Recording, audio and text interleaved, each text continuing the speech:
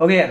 तो देखो सबसे पहला थ्योरम हम लोग यहाँ पे देख लेते हैं यार। कह रहा है कि equal chords of circle subtended equal angles at the centre. ठीक है।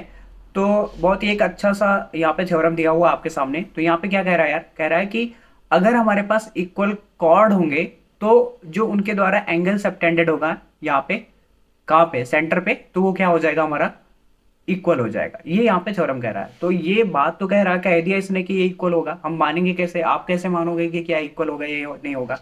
ठीक है।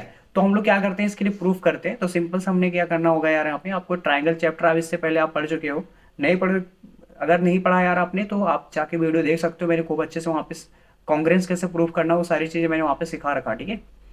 तो अब देखो यार यहाँ पे सबसे पहले हम तो लिख लेंगे क्या क्या बात है इसमें गिवन है। ठीक है। तो सबसे पहला हेडिंग आपका क्या होना चाहिए, सबसे पहला हेडिंग आपका क्या होना चाहिए, गिवन का होना चाहिए।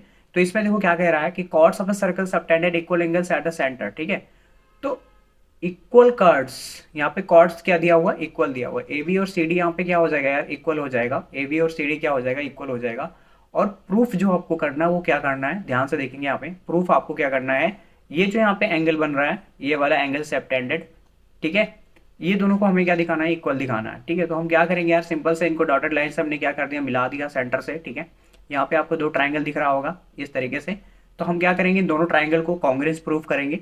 तो कैसे प्रूफ करेंगे यार कॉन्ग्रेंस, तो ध्यान से देखो यहाँ पे, ये जो ओ से ए तक का डिस्टेंस है और ओ से सी तक का डिस्टेंस, ये रेडियस है। तो ऑब्वियस है रेडियस तो इक्वल होते ही है। तो ओ ए इक्वल टू क्या हो जाएगा, ओ सी, और ओ बी इक्वल टू क्या हो जाएगा यार, ओ डी हो जाएगा। ठीक है, सिंपल सा।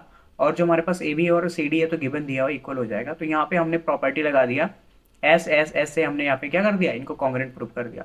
तो जब दो ट्राइंगल क्या होते हैं यार, आसानी कॉन्ग्रेंट होते हैं, तो हम कह सकते हैं कि उनके जितने भी कॉरेस्पॉन्डिंग पार्ट होते हैं वो आपस में क्या होते हैं, इक्वल होते हैं। बहुत ही सिंपल सा क्वेश्चन है। ठीक है। बहुत ही आसानी से आप क्या कर सकते हो, इनको सॉल्व कर सकते हो।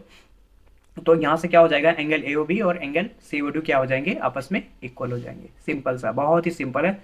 बहुत ज़्यादा आपको लोड लेने की ज़रूरत नहीं है। ठीक है। बहुत ही आसान है, सब कुछ आसान है। ठीक है। तो देखो यार, अगर आपको यार मैथमेटिक्स सीखना है यार, तो आपको बार बार चीज़ों को क्या करना पड़ेगा, प्रैक्टिस करना पड़ेगा। बिना प्रैक्टिस के मैथ सीखने का कोई शॉर्टकट तरीका नहीं है। आप जो यूट्यूब पे देखते हो शॉर्टकट में आपको मैथ सिखा रहे हैं, तो ये कोई एक्चुअल प्रोसेस नहीं होता मैथमेटिक्स सीखने के लिए। तो आप एक छोटा मोटा ट्रिक सीख सकते हो, बट अगर आपको एक्चुअल में मैथमेटिक्स सीखनी है तो चीज़ों को एनालाइज करना पड़ेगा, स्टेप बाय स्टेप चलना पड़ेगा, एक एक चीज़ें आपको पढ़नी पड़ेगी। ठीक है। उनके प्रूफ्स को समझना पड़ेगा, डेप्थ में जाके चीज़ों को देखनी पड़ेगी, तभी आपको चीज़ें समझ में आएंगी। अगर आप ये सोचो यार कि आपको जो है ट्रिक का अफीम चटा दिया जाए और आप मैथमेटिक्स सीख जाओगे, तो इज़ नॉट लाइक दैट।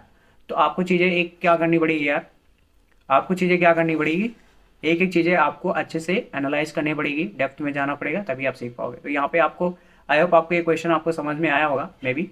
ठीक है। इसमें सिंपल सा कुछ भी नहीं कहा था, कह रहा था कि अगर इक्वल कॉर्ड होंगे सर्कल के तो वो इक्वल एंगल सबटेंड करेंगे कहाँ पे, सेंटर पे। ठीक है। समझ रहे हो, क्लियर है इतनी बात। तो अगर क्लियर है यार, तो हम लोग अब देखते हैं इसका नेक्स्ट थ्योरम कौन सा है। ठीक है। इतना आप नोट कर लो अच्छे से। चलो जी।